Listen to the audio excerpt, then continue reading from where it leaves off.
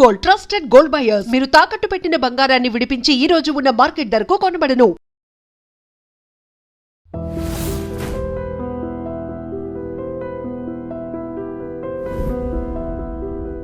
Welcome to lawyer Saab.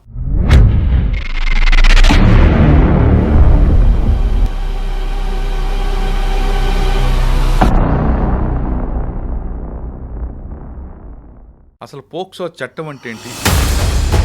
POCSO చట్టం భారత ప్రభుత్వం ఎందుకు తీసుకొచ్చింది?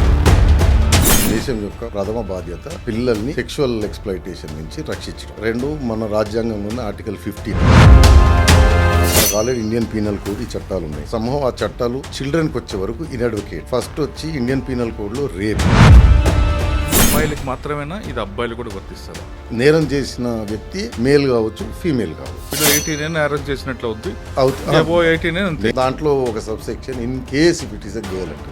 సో దాని అర్థం ఏంటంటే it can be a boy also. 356, 354 ఆ రెండు ఎలా డివైడ్ చేసుకొస్తారండి? మోస్ట్ కీ ఎలిమెంట్ ఇంగ్రీడియంట్ ఈ అఫెన్స్ ప్రూవ్ చేయాలంటే 19 సంవత్సరాల పిల్లలు. అమ్మాయి కానీ అబ్బాయి కానీ పోలీస్ స్టేషన్కి వెళ్లకుండా ఎవరికి ఇవ్వచ్చు కంప్లైంట్? విక్టిమ్ రెసిడెన్స్ లో స్టేట్మెంట్ రికార్డ్ చేయాలి. ఆర్ విక్టిమ్ ఎక్కడ కంఫర్టబుల్ ఉంటే స్టేషన్ రావాలి rule. Preferably women police officer. Police presence కానీ యూనిఫామ్లు కానీ ఉండకూడదు.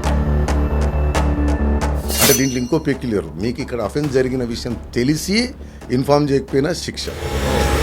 కానీ కొంతమంది మీడియా కానీ లేదా కొంతమంది ప్రెస్ కానీ వీళ్ళందరూ కూడా అమ్మాయి పేరు కానీ రివీల్ చేసిన, అమ్మాయి పేరెంట్స్ పేరు రివీల్ చేసిన చాలా పెద్ద నేరం. ఎట్టి పరిస్థితులలో మైనర్ విక్టిమ్ పేరు కానీ అనవాళ్ళు కానీ గుర్తులు కానీ నలుగురికి తెలిసేలాగా చేయడానికి. మేము పేరు చెప్పం, గుర్తులు చెప్పం, కానీ ఇంటి పేరు చెప్పం. ఇండైరెక్ట్ గా కూడా ఎట్టి పరిస్థితులలో రివీల్ చేయడానికి వీల్లేదు. పోక్సో అలిగేషన్ పడితే తప్పించుకోవడం చాలా కష్టం.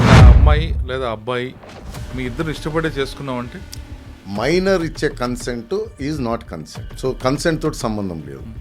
ఆ చర్య జరిగితే చాలు. 2025లో ఆ అమ్మాయి మైనర్, నేరం జరిగింది. కానీ అమ్మాయి భయపడి అమ్మాయి మేజర్ అయిన తర్వాత కంప్లైంట్ ఇవ్వచ్చు. కంప్లైంట్ ఎప్పుడైనా ఇవ్వచ్చు, ఎందుకంటే ఆ యాక్ట్, ఆ చర్య జరిగిన టైమే రిలవెంట్. కాకపోతే ఏంటిదంటే ఆ కేసు నిలబడాలి చేయాలంటే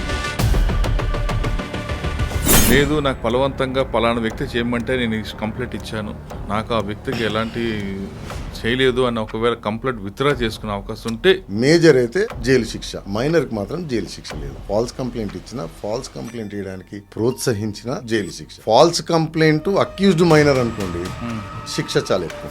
కానీ చట్టం ఇటీవల కాలంలో కొన్ని దారి తప్పుతుందని. పోక్సోలో ఎటువంటి లొసుగు లేదు, వ్యవస్థ. కాబట్టి ఏంటంటే ఊరి శిక్ష ఉన్నప్పటికీ విట్నెస్లు అమ్ముడుపోయారు. పోక్సో కేసు అయింది అనుకోండి, సాధారణంగా పోలీసు పిలుస్తారు, అరెస్ట్ చేస్తారు, జైలు పంపిస్తారు, అది మ్యాండేటరీ. కానీ కొంచెం ఇన్ఫ్లుయెన్స్ ఉన్నప్పుడు అందులో ముందస్తు బెయిల్ తెచ్చుకోవచ్చా? పట్టి మనీ లేదు అంటే ముందస్తు బెయిల్ కూడా కష్టం. పోక్సోకి వచ్చేటప్పటికి ఆ కండిషన్లు కొంచెం కష్టం. జైలుకి వెళ్లాల్సిందే.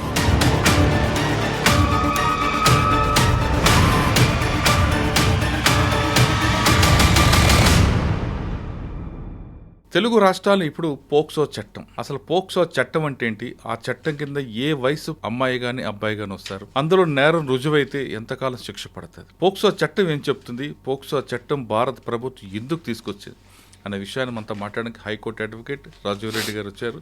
రాజీవ్రెడ్డి గారితో ఆ విషయం చాలా క్లారిటీగా తెలుసుకుందాం.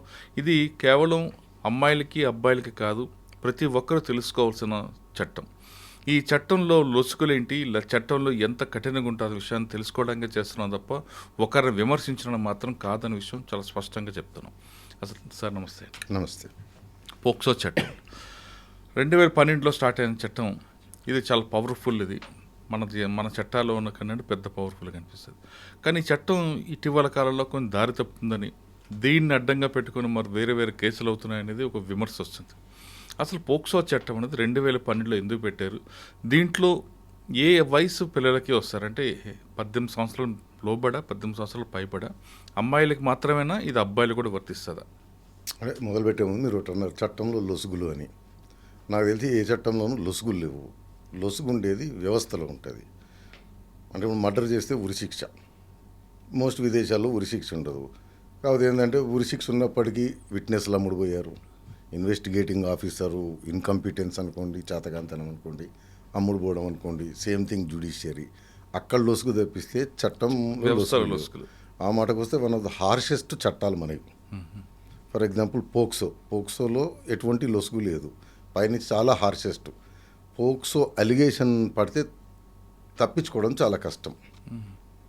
సో ఈ చట్టం బ్యాక్గ్రౌండ్ ఏంటిదంటే దీనికి ప్రధాన కారణాలు, ఫస్ట్ ఐక్యరాజ్య సమితి United nations convention on child rights అని ఒకటి ఉంటుంది. దాన్ని ఇండియా రాటిఫై చేసింది, సిగ్నేటరీ అయింది 1992. సో దాని ప్రకారము రాజ్యం దేశం యొక్క ప్రథమ బాధ్యత పిల్లల్ని సెక్షువల్ ఎక్స్ప్లాయిటేషన్ నుంచి రక్షించడం 1. 2, మన రాజ్యాంగంలోనే ఆర్టికల్ 15 గవర్నమెంట్ కెన్ అంటే మన parliament can make time to time children and ఉమెన్కి వాళ్ళ ప్రొటెక్షన్ కానీ వాళ్ళ బెనిఫిట్ కానీ స్పెషల్ చట్టాలు చేయొచ్చారు. అట్లనే ఐ థింక్ డైరెక్టివ్ ప్రిన్సిపల్స్ ఆదేశిక సూత్రాల్లో ఒకటి ఉంటుంది అన్నమాట, చిల్డ్రన్ని కాపాడాలి అని. ఈ మూడింటిని బేస్ చేసుకొని చట్టం చేయాలని. ఇంకో ప్రధాన కారణం ఏంటంటే మనకు ఆల్రెడీ ఇండియన్ పీనల్ కోడ్ ఈ చట్టాలు ఉన్నాయి, బట్ సంహవ్ ఆ చట్టాలు చిల్డ్రన్కి వచ్చే వరకు ఇన్అడ్వకేట్, అంటే అంత పకడ్బందీగా లేవు అనేది. ఫస్ట్ వచ్చి ఇండియన్ పీనల్ కోడ్లో రేప్ అంటే పెనిట్రేటివ్ అసాల్ట్ ఉండాలి, అది ఐపీసీ 376 పెనిట్రేషన్ లేదనుకుందాం. అప్పుడు ఏంటిది, రెండోది అది female oriented Indian penal code. మీకు ఇది తెలుసు కదండి, అసాల్ట్ అది outraging the modesty of women, అది రేపు 2 ఉమెన్ ఓరియంటెడ్, మేల్కి లేదు. కాబట్టి ఈ చట్టంలో అంటే మీరు చెప్తున్న ప్రకారం 376, 354 ఈ 2 ఉమెన్ ఓరియంటెడ్. చైల్డ్ వచ్చేటప్పటికి మేల్ కావచ్చు ఫీమేల్ కావచ్చు, ప్రొటెక్ట్ చేయాలన్న దాంతో ఈ చట్టం gender neutral. So it does not specify male female అని. చైల్డ్ రెండోది ఈ చట్ట పరిధిలోకి రావాలంటే victim below the age of 18, okay, boy కావచ్చు గర్ల్ కావచ్చు. సేమ్ థింగ్ అంటే పర్పెట్రేటర్ నేరం చేసిన వ్యక్తి మేల్ కావచ్చు ఫీమేల్ కావచ్చు. అంటే నేరస్తుడు కూడా బిలో 18 నేరం చేసినట్లు అవుద్ది, అవుతుంది. నేరస్తుడిగా బిలో 18 అబోవ్ 18 లేదు, నేరం చేసిన వారు మేల్ కావచ్చు ఫీమేల్ కావచ్చు. దానికి ఇంకో అంటే మీకు జనరల్గా డెఫినేషన్ ఏమో చైల్డ్ అండర్ 18 అంటుంది. It does not specify girl చైల్డా బాయ్ చైల్డ్ అని. ఇంకో సెక్షన్ ఉంటుంది, ఆ సెక్షన్ ఏంటిదంటే మెడికల్ ఎగ్జామినేషన్. దాంట్లో in case if it is a girl అని ఉంటుంది అనమాట. విక్టిమ్ని మెడికల్ ఎగ్జామినేషన్ ఎలా చేయాలో చెప్తూ దాంట్లో ఒక sub section in case if it is a girl అంటుంది. సో దాని అర్థం ఏంటంటే it can be a boy also. Okay, ఈ సెక్షన్ తీసుకున్న తర్వాత 2010లో స్టార్ట్ అయింది. అంటే ఇందులో మీరు చెప్తున్న బిలో 18 years తీసుకున్నాం. ఇందాక చెప్పినట్లుగా 376, 354 ఆ రెండు ఎలా డివైడ్ చేసుకొస్తారండి? దీంట్లోకి వచ్చే వరకు చెప్పాను, first gender neutral, second below 18. దీంట్లో కొన్ని సెక్షన్లు అఫెన్స్ ఏంటిదంటే అది పెనిట్రేటివ్ సెక్షువల్ అసాల్ట్, అది రేప్. కొన్ని సెక్షన్లు ఏమో సెక్షువల్ అసాల్ట్ అని ఉంటుంది అనమాట. అదంటే పెనిట్రేషన్ లేకుండా రేప్ లేకుండా బట్ ఏమంటారు తాకడం కానీ. బట్ మోస్ట్ కీ ఎలిమెంట్ ఇంగ్రీడియంట్ది ఈ అఫెన్స్లు ప్రూవ్ చేయాలంటే సెక్షువల్ ఇంటెంట్. సార్ ఇందులో విట్నెస్ ఉండాలా లేదా కంప్లైంట్ ఇచ్చిన స్టేట్మెంటే చాలంటారు?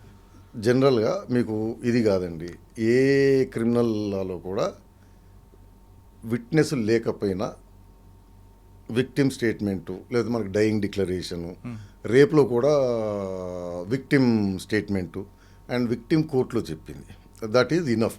కాకపోతే దాని కండిషన్స్ ఏది నమ్మశక్యంగా ఉండాలి, హేతుబద్ధంగా ఉండాలి, ఈ కండిషన్స్ ఫుల్ఫిల్ అయితే సరిపోతుంది. అంటే ఎక్కడ Indian evidence act or any evidence చట్టము ఎంతమంది సాక్షులు కావాలి ఎలాంటి సాక్షులు కావాలనేది చెప్పదండి. అంటే సాక్షులు కాకపోయినా ఉండాలి కదండి, ఎవిడెన్స్ ఉండాలి కదా. అక్కడ ఎవిడెన్స్ ఉండాలి అంటే విక్టిమ్ స్టేట్మెంటు మామూలుగా వాళ్ళకి తెలియదు కదా, ఏదో చెప్తారు వాళ్ళు చెప్తారు. లేదు, దానికి ఏమంటారంటే మేజిస్ట్రేట్ ముందు ఇచ్చే స్టేట్మెంటు, కోర్టులో ఇచ్చే స్టేట్మెంటు 164 కింద రికార్డు చేయిస్తారండి. పోలీస్ స్టేట్మెంట్ కాగానే ప్రూడెన్స్ తోటి 164 కింద మేజిస్ట్రేట్ ముందు కూడా రికార్డు చేయిస్తారు. సార్ పిల్లలు మన 18 సంవత్సరాల పిల్లలు 16, 17 అంటే కొంచెం ఊహ ఉంటుంది, మరి కింద ఎందుకు ఊహ ఉండదు. సరే ఏదైనా సరే పుట్టి నుంచి అబ్బాయి కానీ అమ్మాయి కానీ ఒకవేళ అటువంటి సంఘటనకు గురైంది అనుకోండి, ఆ అమ్మాయి కానీ అబ్బాయి కానీ పోలీస్ స్టేషన్కి వెళ్లకుండా ఎవరికి ఇవ్వచ్చు కంప్లైంట్? పేరెంట్స్కి ఇవ్వచ్చా? దీంట్లో రూల్ ఏంటిదంటే ఇన్ఫర్మేషన్ అంటే ఫస్ట్ ఇన్ఫర్మేషన్ మీకు తెలుసు, ఈవెన్ ఇండియన్ పీనల్ కోడ్లో కూడా పలానా రూపంలోనే ఉండదు. ఎలాగైనా సరే పోలీస్ ఆఫీసర్స్ కానీ తెలిస్తే వారు ఇమీడియట్గా విక్టిమ్ రెసిడెన్స్లో స్టేట్మెంట్ రికార్డ్ చేయాలి. వన్ ఆర్ విక్టిమ్ ఎక్కడ కంఫర్టబుల్ ఉంటే అక్కడ స్టేషన్ రావాలని రూల్ అసలు తీసుకెళ్ళకూడదు, పిలవకూడదు స్టేషన్కి విక్టిమ్ని. 2 preferably women police officer. 3 police presence కానీ యూనిఫామ్లు కానీ ఉండకూడదు. ఓకే. విక్టిమ్ని యాజిటేట్ చేయడం కానీ లేకపోతే యాంగ్జైటీకి గురి చేసేది ఏది ఉండకూడదు. 4 పేరెంట్స్ ప్రెజెన్స్ కానీ వారు ఎవరినైనా నమ్మినా వారు ఎవరిపైనా వాళ్ళకి ఇది ఉంటుంది, నమ్మకం గురి ప్రేమ ఉంటుంది, వారి ప్రెజెన్స్. 4 ఎవరైనా ఈ సోషల్ దాంట్లో సర్వీసెస్లో ఉంటారు, చైల్డ్ వెల్ఫేర్ అది తెలిసిన ఎక్స్పీరియన్స్ వాళ్ళైనా ఉండదు. స్కూల్ టీచర్స్ కూడా ఇవ్వచ్చు దొరకండి? ఎనీవన్. అచ్చా. అంటే దీంట్లో ఇంకో పెక్యులర్, మీకు ఇక్కడ అఫెన్స్ జరిగిన విషయం తెలిసి ఇన్ఫార్మ్ చేయకపోయినా శిక్ష ఓ మ్యాండేటరీ. అంటే కంప్లైంట్ ఇవ్వకపోతే నేరమే, తెలిసి కూడా. మీకు తెలిసి మీరు రిపోర్ట్ చేయలేదు అంటే నేరం. సార్ అటువంటి సెక్షన్లో మంచి పొగడ పని తీసుకొచ్చారు. ఇప్పుడు ఒక్కోసారి టీవీ చూసినప్పుడు లేదంటే ఆ అమ్మాయికి కానీ అబ్బాయికి కానీ ఫోన్లో చూపించినప్పుడు ఇటువంటి కూడా వస్తాయి ఇందులోకి. ఫోన్లో చూపెట్టేది అంటే ఫోన్లో ఏదైనా ప్రోనో వీడియోస్ ఏదైనా అబ్సీన్ మెటీరియల్. ఎస్, అదేంటంటే నాట్ ఓన్లీ ఈ చట్టం, Indian penal code, information technology యాక్ట్లో కూడా ఉంటుంది. ఏ చైల్డ్ అయినా సరే అంటే బిలో 18 years వాళ్ళని ఇఫ్ యూ ఎక్స్పోజ్ దెమ్, చాలా బ్రాడ్ డెఫినేషన్ ఉంటుంది, టు ఎనీ అబ్సీన్ మెటీరియల్ అని ఉంటుంది. సో దాంట్లో ఏదైనా కావచ్చు, బొమ్మలు చూపెట్టవచ్చు, పిక్చర్లు చూపెట్టవచ్చు, ఫోటోలు చూపెట్టవచ్చు, ఆర్ మీరు అన్నట్టు వీడియోలు కానీ అవి కానీ చూపెట్టవచ్చు. సో చైల్డ్ని అబ్సీన్ మెటీరియల్కి ఎక్స్పోజ్ చేయటం ఇది నేరం. ఓకే. ఒకవేళ అది కాకుండా ఏ దీంతో ఒక వీడియో తయారు చేసి చూపించాము. ఒకటేమో చైల్డ్ పైన మీరు సెక్షువల్ అసాల్ట్ ఏం చేయట్లేదు, మీరు చైల్డ్కి ఓన్లీ ఏదైనా పోర్నోగ్రఫీకి సంబంధించింది కానీ అబ్సీన్ మెటీరియల్ కానీ చూపిస్తాను, అది ఇన్ ఇట్ సెల్ఫ్ ఈజ్ శిక్ష, నేరం అది. అవును. రెండో పార్టు చిల్డ్రన్ని పోర్నోగ్రఫీకి కానీ దానికి కానీ వాడడం. సో దాన్ని ఏం చేసిందంటే మన సుప్రీంకోర్టు గైడ్ లైన్స్ ప్రకారం అంతకుముందు చైల్డ్ పోర్నోగ్రఫీ అనేవాళ్ళు. నవ్వు దాన్ని హెడింగ్ని విడదీసి CSEAM అంటారు అనమాట, child sexual exploitative and abusive material అంటారు. రీజన్ ఏంటంటే పోర్నోగ్రఫీ అంటే కన్సెంట్ ఉండే ఏమంటారు మిస్అండర్స్టాండింగ్ అయ్యే అవకాశం ఉంటుంది. చైల్డ్ వచ్చే వరకు కన్సెంట్ సంబంధం లేదు, విత్ కన్సెంట్ అయినా వితౌట్ కన్సెంట్ అయినా అది నేరమే. సో చైల్డ్ పోర్నోగ్రఫీని ఏంటంటే విడదీసి CSEAM అని చెప్పి సెపరేట్ పదం కింద వాడతారు.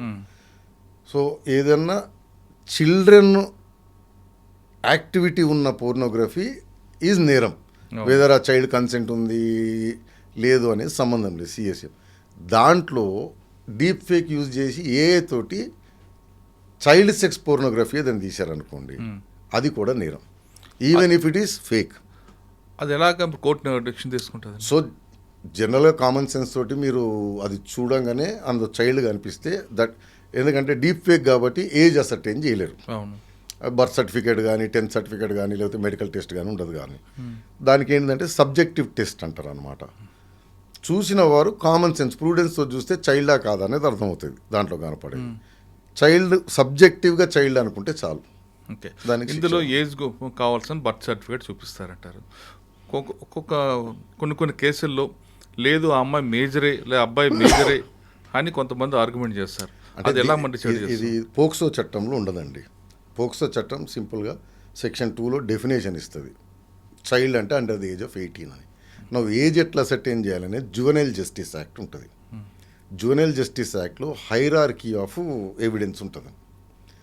Preferably first primary evidence matriculation certificate, అది ఉంటే చాలు, అదే ఏజ్ ప్రూఫ్. అది లేని ఎడల స్కూల్లో చేసినప్పుడు బర్త్ డేట్ ఏదైనా రికార్డ్ చేస్తారు, బర్త్ సర్టిఫికేట్. అది లేనప్పుడు జనరల్గా మున్సిపాలిటీయో గ్రామ పంచాయత్ అట్లా ఇచ్చే లోకల్ అథారిటీ ఇచ్చే బర్త్ సర్టిఫికేట్. ఇది హైరార్కీ. ఈ 3 కూడా లేకపోతే మెడికల్ టెస్ట్, ఆసిఫికేషన్ టెస్ట్ అని చేస్తారండి, బోన్ టెస్ట్. అది 4వది. బట్ ఇది హైరార్కీ. అచ్చా. అయితే దీంట్లో ఒక్కోసారి ఏం జరుగుతుందంటే మెట్రికులేషన్ సర్టిఫికేట్లో 17 16 అని ఉంటుంది. అవును. ఎగ్జాంపుల్, మెడికల్ టెస్ట్ చేపించి బోన్ డెన్సిటీ టెస్ట్ చేస్తే అది ఇంకోటి, బోన్ డెన్సిటీ టెస్ట్ ఎప్పుడు యాక్యురేట్ ఏజ్ చెప్పదు, అందాజగా 2 years రేంజ్లో చెప్తుంది, 15 to 17, 17 to 19 అని.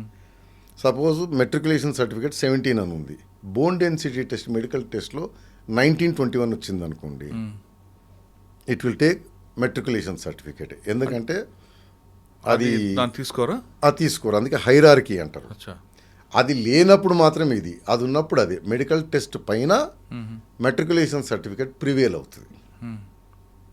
ఒకవేళ నేను చేసిన తర్వాత, నేరం జరిగిన తర్వాత ఆ అమ్మాయికి లేదంటే అబ్బాయికి కానీ అతను మేజర్ అనుకున్నాను, డిఫెన్స్ కదండి, స్టాచ్యుటరీ అంతే. ఓకే. కానీ ఆ అమ్మాయి లేదా అబ్బాయి మీ ఇద్దరు ఇష్టపడే చేసుకున్నామంటే ఈవెన్ ఇండియన్ పీనల్ కోడ్ అయినా సరే ఆర్ ఎనీవేర్ బిలో 18 ఇచ్చే Indian contract act for example civil కేసులు తీసుకోండి, మైనర్ ఇచ్చే consent is not consent. Okay. So consent తోటి సంబంధం లేదు, ఆ చర్య జరిగితే చాలు విత్ సెక్షువల్ ఇంటెంట్. అచ్చా. ఒకవేళ ఇదంతా కేసు అయింది, కేసు అయిన తర్వాత అమ్మాయి గోప్యతను మనం పాటిస్తున్నాం, కంప్లైంట్ వచ్చే వరకు అమ్మాయి బయటకు రిలీజ్ చేయకూడదు. కానీ కొంతమంది మీడియా కానీ లేదా కొంతమంది ప్రెస్ కానీ వీళ్ళందరూ కూడా అమ్మాయి పేరు కానీ రివీల్ చేసిన, అమ్మాయి పేరెంట్స్ పేరు రివీల్ చేసిన ఎటువంటి నేరం ఉంది, నేరం జరుగుతుందా, నేరం అయినట్లు అనేది చాలా పెద్ద నేరం.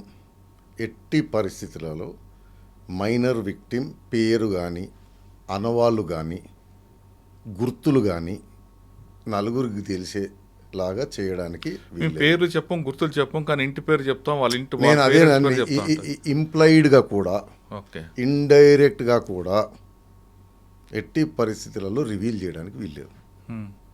రివీల్ చేస్తే వాళ్ళకు ఒక క్రైమ్. అది BNSS, Indian penal code, POCSO చట్టం ఐ థింక్ 33 ఏదో గుర్తులేదు.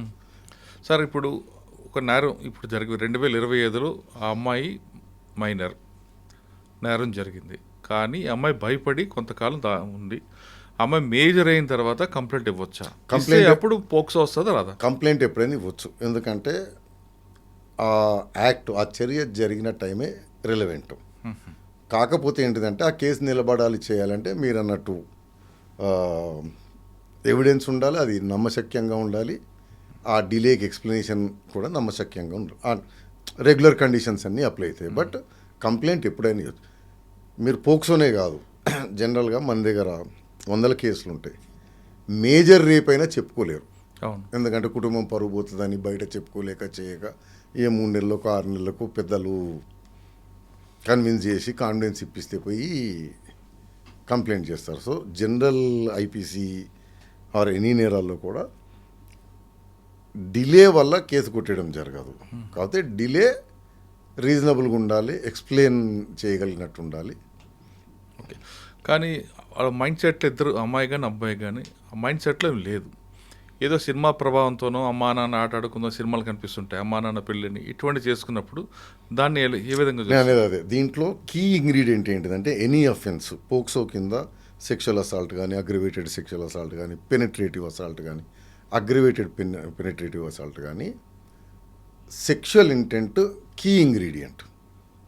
అంటే ఇప్పుడు అంటే దీంట్లోనే ఎక్సెప్షన్ ఇస్తారు, డాక్టర్ ఉంటాడు, ఎగ్జామినేషన్ చేయాలి, అతను చేశాడు, అది పెనిట్రేషన్ ఆర్ స్పర్శ, సో అది నేరం కాదు. సెక్షువల్ ఇంటెంట్తో చేసేది అయితేనే క్రైమ్. అయితే దీంట్లో ప్రిజంప్షన్ ఉంటుంది, రివర్స్ బర్డెన్ ఆఫ్ ప్రూఫ్ అంటారు. ఈ కేసుల్లో చైల్డ్ విక్టిమ్లు కాబట్టి మీరు అన్నట్టు వరుసరిగా చెప్పగలరు, చెప్పలేరు, ఎవిడెన్స్లు ఉండవు, విట్నెస్లు ఉండరు, కాబట్టి ప్రిజంప్షన్లు ఇచ్చారు. అంటే జనరల్ మీకు లాలో ప్రిజంప్షన్ ఆఫ్ ఇన్నోసెన్స్ అంటే అతని పైన నేరము నిరూపణ జరిగేంత వరకు అతన్ని ఇన్నోసెంట్ కింద భావించబడును.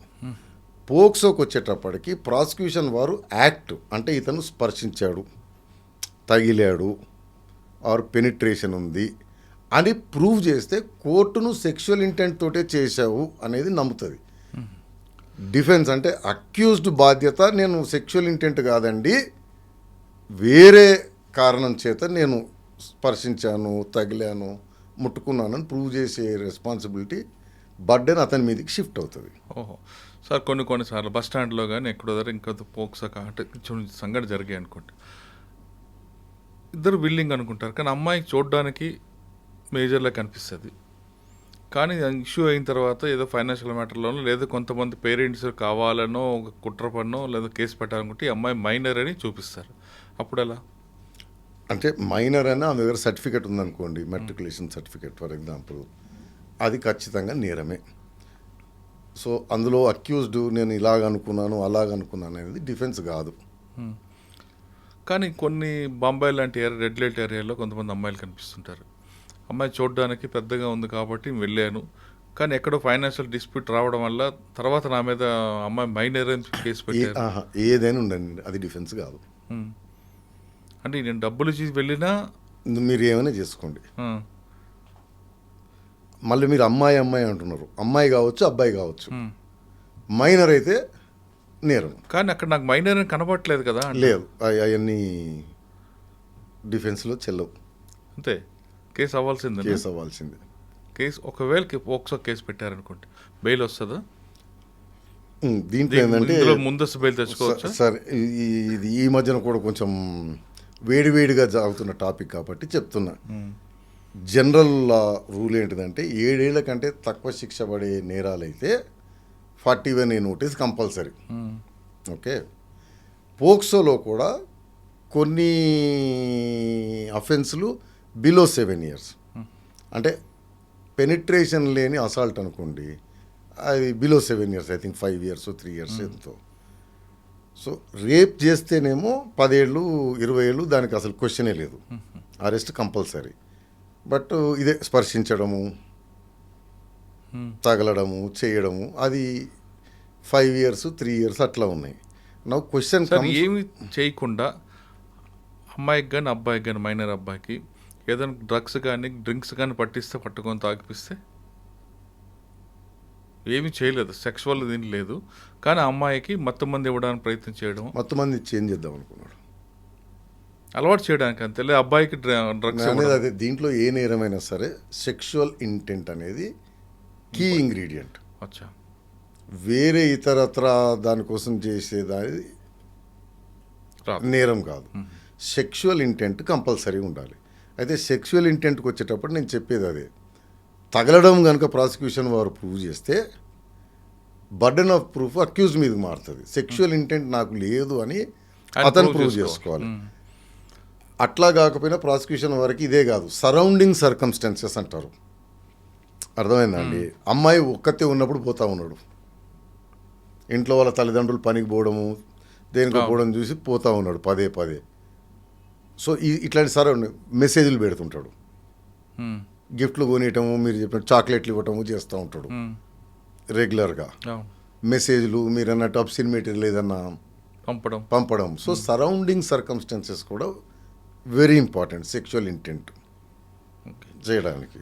కానీ అక్కడ మీరు అన్నట్టు ఒక ఇంట్లో తల్లిదండ్రులు వెళ్ళినప్పుడు ఆ అమ్మాయి దగ్గరికి వెళ్ళాడు అనుకోండి, ఆ అమ్మాయికి ఏదో ప్రమాదం వచ్చింది, కాపాడడానికి వెళ్ళినాం. ఫస్ట్ అండ్ ఫార్మోస్ట్ ప్రాసిక్యూషన్ వారు ఇతను మీరు మళ్ళీ అమ్మాయి అంటున్నారు, అబ్బాయి అయినా అమ్మాయి అయినా చైల్డ్ని ఇతను తాకాడు అని ప్రూవ్ చేస్తే కోర్టు ప్రిజంప్షన్ తీసుకుంటుంది సెక్షువల్ ఇంటెంట్ తోటే తాకాడు అని. అవునండి, ఇప్పుడు కరెంట్ షాక్ కొట్టింది, లిఫ్ట్లో గీరుకున్నాడు, అది అతను ప్రూవ్ చేయాలి. బర్డెన్ ఆయన మీద ఉంటుంది. అంటే నేను ఇంత చెప్పినట్టు కాదు, కానీ జనరల్గా సరౌండింగ్ సర్కమ్స్టాన్సెస్. అటువంటి విక్టిమ్ని ఏ విధంగా ఎంక్వైరీ చేస్తారు? అసలు కోర్టు ఎన్ని రోజుల్లో దీని మీద తీసుకుంటుంది? దీనిపైన పోలీస్ వారు ఇమీడియట్గా స్టార్ట్ చేయాలి, మ్యాండేటరీ, డిలే చేయడానికి వీల్లేదు. చార్జ్ షీట్ వెంటనే వేయాలా?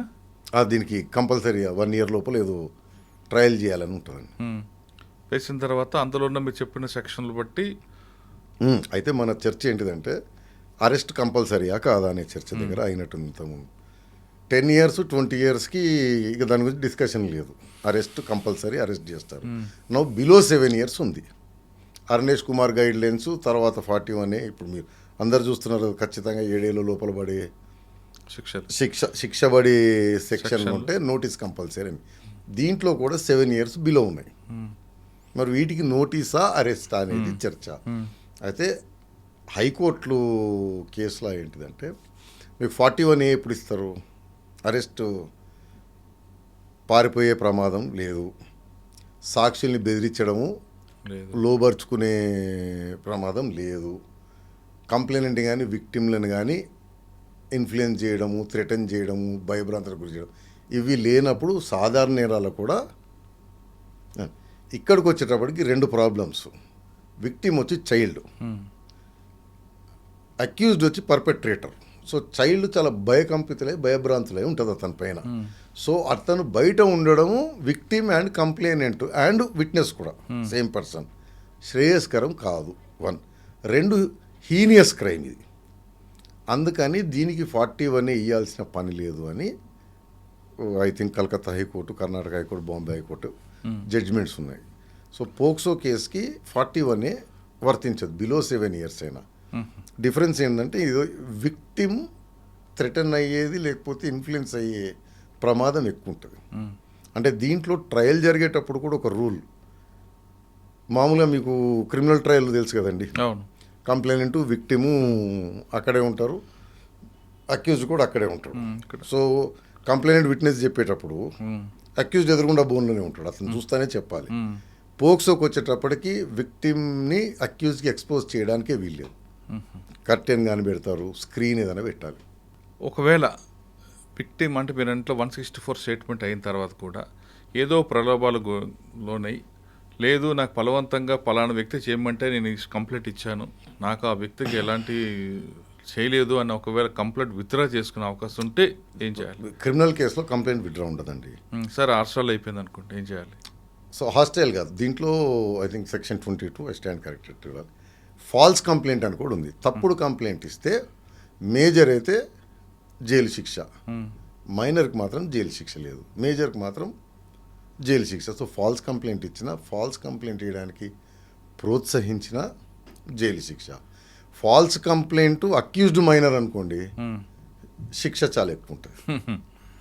ఓకే, ఇప్పుడు ఈ కేసు పోక్సో కేసు అయింది అనుకోండి, సాధారణంగా పోలీసు పిలుస్తారు, అరెస్ట్ చేస్తారు, జైలుకి పంపిస్తారు, అది మ్యాండేటరీ అది. కానీ కొంచెం ఇన్ఫ్లుయెన్స్ ఉన్నప్పుడు అందులో ముందస్తు బెయిల్ తెచ్చుకోవచ్చా? జనరల్గా అదే చెప్పేది మీకు. 41A లేదు అంటే ముందస్తు బెయిల్ కూడా కష్టం. ముందస్తు బెయిల్కైనా రెగ్యులర్ బెయిల్కైనా కండిషన్లు ఏంటిదండి? కానీ ముద్దాయి విట్నెస్లని ఇన్ఫ్లుయెన్స్ చేయకూడదు, బెదిరించకూడదు, కంప్లైనెంట్ విక్టిమ్లని బెదిరించకూడదు, ఇన్ఫ్లుయెన్స్ చేయకూడదు. ఇవే కదా ప్రైమరీ కండిషన్. పోక్సోకి వచ్చేటప్పటికి ఆ కండిషన్లు కొంచెం కష్టం. ఎందుకంటే విక్టిమ్ వచ్చి మైనర్, వాడు బయట తిరుగుతున్నాడు అనుకోండి ఎదురుగుండా, వాడు ఏమి చేయక్కర్లేదు, చూస్తే భయపడతారా? అవును, అంటే జైలుకి వెళ్ళాల్సిందే, అంటే జైలుకి వెళ్ళాల్సిందే ఖచ్చితంగా. కానీ ఇందులో పర్మనెంట్ బెయిల్ కాదు, ఇంటరీమ్ బెయిల్ ఇవ్వండి కూడా అడిగే అవకాశం ఉందా? ఇంటరీమ్ బెయిల్ కూడా రెగ్యులర్, మీ తల్లి చనిపోయింది, ఏమంటారు దాన సంస్కారాలకి వెళ్ళాలి, బాధ్యత మీది. సో ఆరోగ్యం బాగాలేదు, ఇంట్లో మీరు ఒక్కడే అబ్బాయి, ముసలి తల్లిదండ్రులు ఉన్నారు, అట్లా రకరకాల కారణాల చేత ఇంటరీమ్ బెయిల్ ఇస్తారు. దీనికి దానికని కాదు, ప్రొవైడెడ్ మీ రీజన్ కరెక్ట్గా కోర్టు వారు నమ్మితే ఇంటరీమ్ బెయిల్ అంటే టెంపరీ బెయిల్ ఇచ్చి మళ్ళీ వచ్చి సరెండర్ కావటం. ఓకే, అండ్ రెగ్యులర్ బెయిల్ కండిషన్లు ఎట్లాగుంటాయి. కానీ కేసు అవగానే ఇదంతా ఫాల్స్ కేసు, నాకు క్యాష్ ఇవ్వండి, క్యాష్ అయినగా ఉందా? మామూలు నేరాల్లో కూడా క్వాష్ ఇంపాసిబుల్ అండి. నేను చెప్తున్నా కదా, మన దేశంలో అనకూడదు కానీ అందరూ క్వాష్కి పరిగెడుతుంటారు. 99% క్వాష్ కావు. ఎందుకు? ఇన్వెస్టిగేషన్ జరిగితే కదా తెలిసేది. నేను ప్రైమా ఫేసి కంప్లైంట్ చూడంగానే బోగస్ కనిపిస్తేనే క్వాష్. అంటే ఇప్పుడు క్వాష్ అని కూడా లేదు, మామూలు కేసులో కూడా క్వాష్ జనరల్గా లేదు. కానీ ఈ సెక్షన్ని కొంతమంది మిస్యూజ్ చేస్తుంటారు. స్టూడెంట్స్నో టీచర్స్నో వాళ్ళని బట్టి ఒక అమ్మాయి ఉంది, వాళ్ళకి అబ్బాయి ఉన్నాడు, ట్యూషన్కి వెళ్తాడు, ట్యూషన్లో చదవకపోతే మాస్టర్ కొడతాడు. మాస్టర్ ఎందుకు కొట్టాడంటే ఆయన మీద ఒక ఎలిగేషన్ పెడతాడు. ఇటువంటి ప్రాబ్లం ఎలా సాల్వ్ చేయాలండి? మరి కొంతమంది ఒక పోక్సోలో లేదండి. సివిల్ కేసు చెప్తా నేను. మీరు చాలా కష్టపడి 100 మంది ఇంటర్వ్యూలు చేసి ఇంటర్వ్యూకి వచ్చిన గెస్టులు చెప్పే చెత్త అంతా విని విని విని భరించి అర్థమైందండి, జీతం ఏదో సంపాదించి అప్పు సొప్పు చేసి ప్లాట్ కొంటారు 1 కోటి రూపాయలది. నాలాంటి గాలిగా ఉంటాడు, రోడ్డు మీద పోతే చిత్తకాగితం ఒకటి తయారు చేసి మీ పైన సివిల్ దావా వేస్తా కేసు. కోర్టు వేయగానే ఓఎస్ నెంబర్ ఇచ్చి వస్తుంది. అర్థమైందా అండి? ఇది తేలే వరకు 30 ఏళ్ళు మీరు కష్టపడ్డ సంపాదించింది నేను ఫ్రీగా కొట్లాడుతున్నా. నీకు మాకు అది ఎక్కడ ఉందండి? ఏదో ఒక రోజు నాకు ఈళ్ళు కావాల్సిందే, ఇంత తీసుకుని వదలాలి, లేకపోతే నాకు ఇంత ఇవ్వాల్సిందే. సో చట్టం మిస్యూజ్ అనేది సివిల్ క్రిమినల్ అన్నీ మిస్యూజ్. రీజన్ స్ట్రక్చరల్ ప్రాబ్లం ఏంటంటే డిలే. ఈ డిలే వల్ల ఎఫిషియన్సీ పోవటం, మెరిట్ పోవటం. అర్థమైందా అండి? ఇప్పుడు తప్పుడు కేసులు పెట్టారనుకోండి, చెప్పాను ఫాల్స్ కంప్లైంట్ శిక్ష ఇండియన్ పీనల్ కోడ్లో కూడా ఉంటుంది. ఐ థింక్ 221, 217 అని ఉంటాయి. తప్పుడు క్రిమినల్ కేసు పెట్టినా, తప్పుడు అరెస్ట్ చేసిన పోలీస్ ఆఫీసరు, తప్పుడు ఛార్జ్ షీట్ వేసినా వారికి జైలు శిక్ష ఉంది. ఈ కేసు చేరేటప్పటికే 30 ఏళ్ళు అయింది. ఇంకా ఈయన పోయి మళ్ళీ వాళ్ళ మీద కేసు ఏం పెడతారు? సరే, అది అంటే వేరే మ్యాటర్. కానీ ఇప్పుడు ఇందులో Same. ఆ మాస్టర్ ఉద్దేశం మంచి ఉద్దేశం అండి. చదవట్లేదు పిల్లాడు. నేను అనేది అదే. పోక్సో తీసుకోండి, లేకపోతే 498 తీసుకోండి, లేకపోతే SC/ST అట్రాసిటీస్ తీసుకోండి. ఏ చట్టమైనా ఇక్కడ కోర్టులలో ఆ ఇనార్డినేట్ డిలే వల్ల ప్రొఫెసర్ నాగేశ్వర గారు చెప్పినట్టు process it self has become punishment. అదే ప్రొసీజర్ పనిష్మెంట్ మందర ఉంటుంది. ప్రొసీజర్ పనిష్మెంట్ అయిపోయింది. అది స్ట్రక్చరల్ ప్రాబ్లం. అది ప్రభుత్వాలు మేల్కొని, సుప్రీంకోర్టు మేల్కొని దాన్ని సెట్ చేయాలి. ఓకే, కానీ నేను అడుగుతున్న క్వశ్చన్, ట్యూషన్ మాస్టర్స్కి, స్కూల్ టీచర్స్కి, లేదా లేడీ స్టైలర్స్కి, వీళ్ళకి ఇచ్చే మీ టిప్స్ ఏంటి? ఏం చేయలేము. అంటే బెస్ట్ ఏంటిదంటే చైల్డ్, అమ్మాయి కావచ్చు అబ్బాయి కావచ్చు, ఎస్పెషల్లీ మోర్ కేర్ఫుల్ అమ్మాయి ఉన్నప్పుడు. మీరు ట్యూషన్ చెప్తున్నారు అనుకోండి, రూమ్లో కూర్చోబెట్టి చెప్పకండి, హాల్లో అందరి సమక్షంలో చెప్పండి. ఓ సీసీ ఫుటేజ్, సీసీ కెమెరా ఉండేటట్టు చూసుకోండి. మీతో పాటు ఏమంటారు, ఒక అసోసియేట్ని, ఒక లేడీ. మీకు ఎందుకండి, మన దగ్గర హాస్పిటల్లో పోతే లేడీని ఎగ్జామిన్ చేయాలంటే మేల్ డాక్టర్ ఉంటే నర్సును, లేకపోతే ఇంకో లేడీ డాక్టర్ను, అండ్ అమ్మాయి తరఫున ఆ లేడీ తరఫున వచ్చే వాళ్ళని అక్కడ ప్రెజెంట్లోనే ఓపెన్గానే చేస్తాడు. అవి మాత్రం ఖచ్చితంగా చేయాలి. మీరు రూమ్లోకి వెళ్ళి ట్యూషన్ చెప్తాను, ఏకాగ్రత ఉండట్లేదు, అవి అంటే చైల్డ్ ఉన్నప్పుడు ఎక్స్ట్రా కేర్ఫుల్, గర్ల్ చైల్డ్ ఉన్నప్పుడు ఎక్స్ట్రా కేర్ఫుల్గా ప్రికాషనరీగా ఉంటే సేఫ్.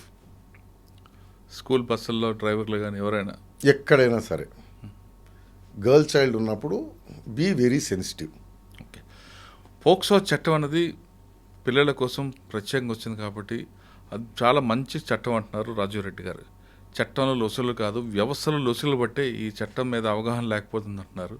కానీ దీనిలో కొంతమంది పక్కదో పట్టించే అవకాశం ఉంటుంది కాబట్టి సార్ చెప్పినట్లుగా ట్యూషన్ మాస్టర్ కానీ పిల్లలు ఎక్కడ ఉండారో అక్కడ మీరు కేర్ఫుల్గా ఉంటే ఇందులో బయట ఎనీ పర్సన్ డీలింగ్ విత్ మైనర్లు, పిల్లలతో డీల్ చేసేటప్పుడు చాలా కేర్ఫుల్గా మనసులో పెట్టుకొని ఉంటే మీరు బయటపడతారు. లేదా కొంతమంది కొన్ని శక్తులు మీ మీద ఉన్న వ్యక్తిగత కక్షలతో వీళ్ళను కూడా అడ్డంగా పెట్టుకుని మిమ్మల్ని ఇబ్బంది పెట్టే అవకాశం ఉందని హెచ్చరిస్తున్నారు. ఇది పోక్సో చట్టంపై రాజీవ్ రెడ్డి గారి విశ్లేషణ. మరో అంశాలు మళ్ళీ కలుద్దాం. అంతవరకు నమస్తే. థ్యాంక్ యూ అండి. Thank you very much. iDreams, this police diaries is something very, very valuable towards that. I must really appreciate Murali, your insights. iDreams founder and CEO చిన్న వాసుదేవ్ రెడ్డి గారితో మురళీధర్ క్రైమ్ స్టోరీస్ చాలా ఫేమస్ అయిపోయినాయి. Gautam Savan garu and Satyanath sir. Good. Well done. I congratulate him for doing so well, and I congratulate him his boss also. So well.